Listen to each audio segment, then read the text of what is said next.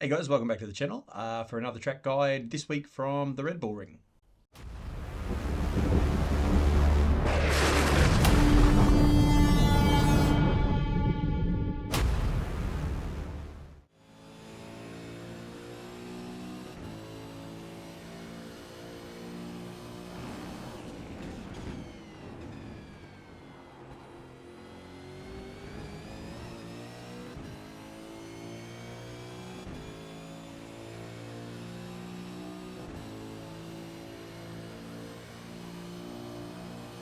Got it.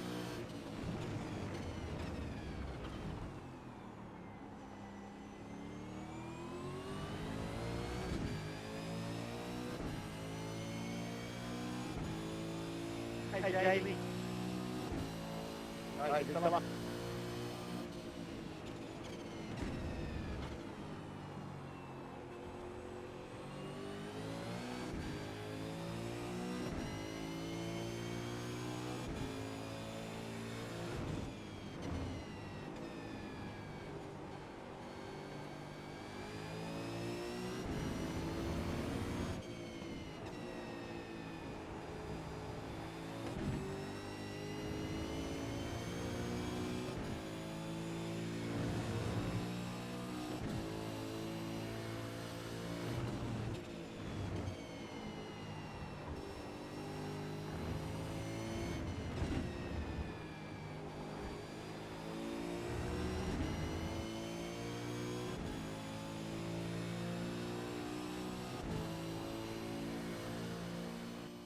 All right, guys, as I said, welcome back for another track guide from the Red Bull Ring this week. So I've just got up on screen there. We'll jump straight into it. Just got up on screen there um, my wheel display there. So it shows you what my brake bias is, 51.6, because I always forget about it.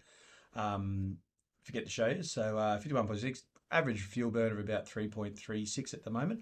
The standard brake bias, I think, was 48.8, something like that, pretty low. It was very rearward bias. So I found this every time I do practice, I'll run it right forward because it gets you very stable. I think I've said it in other guides, it gets you really stable under braking. Therefore, you can set up your corners, get your line a lot better. I did bring my time down a lot last night doing this. And then further on in the week, I'll drop my brake bias back as it'll shorten up my braking distance. And I'm not quite a late braker. So it sort of helps me out there. That's just what I've found. Sort of helps me out and helps me get a bit quicker. But I'll just jump in here. So that was the time I did 129.6. As I said, yeah, I could probably get another 2/10 off that. I feel pretty good around Red Bull Ring, but not overly quick. So that's about where I got to last night. So we'll pull this off the screen. I'll just go to Chase Cam and just talk you through what I think is a good line, as usual. And once again, this is just from my point of view, what I think the best line is, and it'll probably refine over the whole week. But this is what I got out of it last night, just so you guys can have a bit of a look. So, as everyone knows, coming up to the first corner is a bit of a pain in the AS. So, as you can see, once again, all your brake markers on the left here at your first brake marker. Between the first and second brake marker, that's where I'm getting hard on the brakes. So I noticed this week as well, washing off a lot of time helped if I quite pronouncedly got off the accelerator on the brake. I think I say it every week, on the brake, then downshift. I don't know what it is. It must just stable the car. It's sort of working for me every week. The more I do it, the more it sort of brings my times right back down, and it feels a lot smoother too. It doesn't wear your tires. You get a lot more life out of your tires. I don't know. It's just something I've found recently. Probably something to have a bit of a look at and to work on. But coming into the first corner, as everyone knows, is a pain in the butt. So between the two brake markers here, that's where I get really on my brakes, start downshifting. Get all your downshifting done before the corner, very pronouncedly before the corner, I've noticed. And then probably a car length before the corner, get back on the accelerator just to get the car stable through this corner. As everyone knows, try not to wash out too far to the left there. You can tuck a tyre up on the sausage curb, but just don't go too far. I'm not really sure how far over it is for a slowdown, but it's only just over the sausage curb for a penalty, so just watch that one. It's coming into the corner here, guys, all the way back down to second, as you can see. Back on the accelerator there, just on as I hit the apex. So you want to be braking in a straight line once again, and then coming in I come in sort of mid to late apex, sort of trying to get it around the corner more, rather than coming in early to the corner and then trying to turn once you're through it. So getting all your turning and your braking and everything done into the corner and then accelerating out and getting that good line out of the corner. This will be a potential passing area, as everyone probably knows, into the second corner here if you don't get a good run out of this first corner. So just keep that in mind, guys. So come down, just watch that one. If you do touch the sausage curb, can tend to unstable the car, get the arse end a little bit loose. So coming up to the second one here, I'll just go through it in real time and so you can hear what I mean. So with that other one, you could really hear, I probably should have done it there. You can really hear it get off the accelerator quite noticeably, then on the brakes, then downshifting. Do it here, but there's not as much time to do it. So you just got to allocate for each corner, but that's basically what I'm sort of running through at the moment. So as you'll hear here, Scotty, off the accelerator, down on the brakes, you can see the car tipping forward and then down through the gears, quite quickly down through the gears as well. As you want to pull it up, you are going uphill, so it will pull you up quite quickly. Just watch. I've noticed as well, going down the gears, once you've done your braking, stops a lot of compression as well, for people that are going down the gears quite quickly. Just save your not so much your third, but your second downshift quite late, but do it before you turn into the corner, as it'll stop compression lockup as well. So yeah, once again, into the here, just past that first brake marker there on the left, all the way down the gears. Try to get a bit of a, as you can see there, I'm getting all my braking done in a straight line. Even there where I've started turning in, it's maybe a little bit early. It looks all right in the cockpit view, but from this view, it looks a little bit early. Probably stay a little bit straighter and then come in more of a later apex and try to accelerate like about here as you're coming into your corner. So off the brake, coasting through, hitting about here, and then just accelerating out of the corner just to get a really good run, because this next one could potentially be an overtaking area as well. If you don't get a good run out of here. So yeah, just coming in, it's late apex, probably keeping it a bit tighter than that. So as you can see, I was a bit ginger on the accelerator coming out of there because I was quite heavy under the brakes coming into the corner. So yeah, just trying to keep the line, keep the car stable. Boys having a chat there. All right, so coming down this one, this can be a pain in the ass as well, as it is a downhill braking area. Quite a significant downhill braking area. It doesn't really probably look like it on the screens or in VR. You see a little bit more in VR, but if you sit here and look back up the hill, it's quite steep. So it will take a bit to pull it up. As you'll see here at the first brake marker on the left, I sort of start getting off the accelerator. And then between the next two, this first one and the next one, is where I start getting real hard on the brakes. This one was a little bit washed out, I think, but I sort of managed to keep the car reasonably stable. But the line is more what I'm sort of looking at. So you're coming down in a straight line, coming across, hitting your apex kind of late, and then just using all the track to accelerate out of the corner to get your maximum run out of here. So all the way back down to second once again, late second, coming in, hitting your apex late, and then as you're hitting your apex, just accelerating out quite hard. It's not very slippery coming out of here, but just do watch your arse in. You don't want to accelerate too hard and light the tyres up and get a lot of wear on them there. But I was finding coming down here as well, that's one thing I was going to mention. Coming down here, if you're right behind someone, I was doing a bit of run with Jeff last night. If you're right behind someone, they're coming in, they're really late on the brakes, they're going to come across most of the time mid to early apex.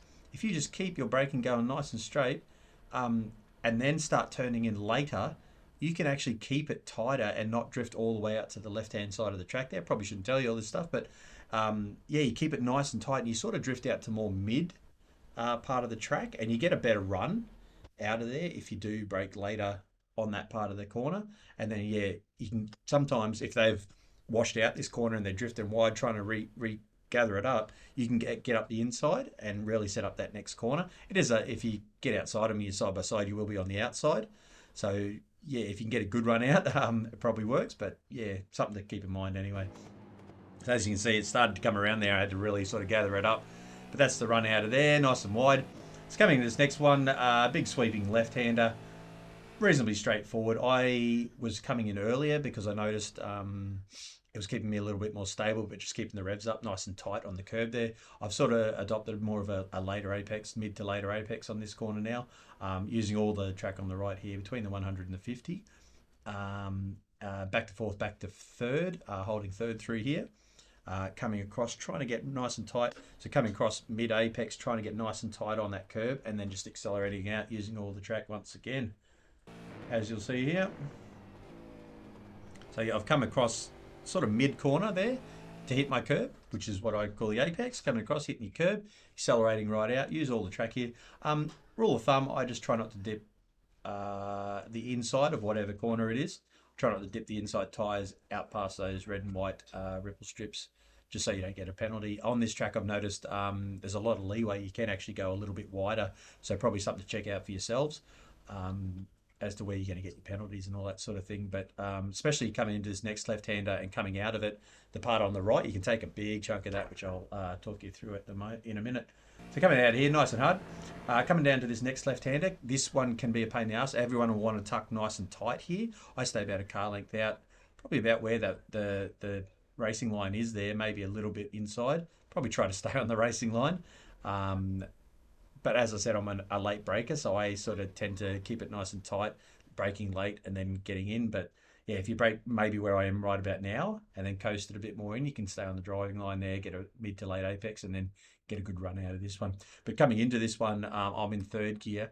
I'll hold it, but it'll be mid to 3/4 rev range in third gear. So you're coming across, you're just touching your curb, getting your line set for where you want to run out. You don't want to run out too early. You will drift too far wide, and RSN will want to tweak out a lot.